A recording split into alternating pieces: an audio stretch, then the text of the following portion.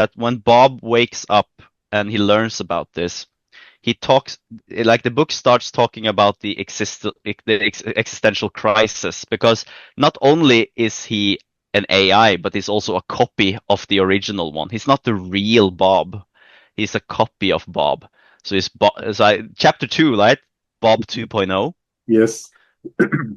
And this is really interesting because he described what it is like to wake up as a machine, as a copy of your whatever, and you exist in a machine now. Uh, and then he was trained by somebody called Doctor something, because Dr. Landers is selecting for something he was not informed what was the selection for, but he mentioned that some other replicants just go crazy, so we need to stress test you and stuff like that. Is quite interesting. And then Yeah. uh, my for me the more interesting part was when Bob replicates itself later, because Yeah.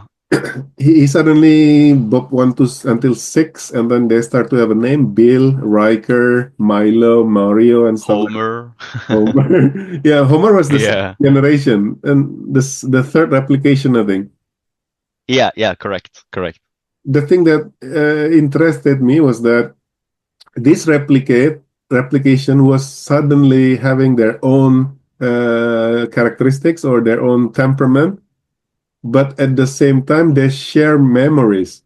For example, that they know what happened in the earth with the conflict and stuff, but one of them is really heroic, one of them is really introverted, one of them is really curious. It He mentioned it, he acknowledged this kind of thing, but he didn't actually explain why. Of course, nobody knows why. We haven't Yeah, replicated. yeah. Yeah, he really, yeah, yeah, I remember that. He goes through the like I guess right before he starts copying himself, he thinks about the worries. Like he worries about the, oh, what's going to happen now? Will I have like a copy of myself? How will they be? Like how will we react?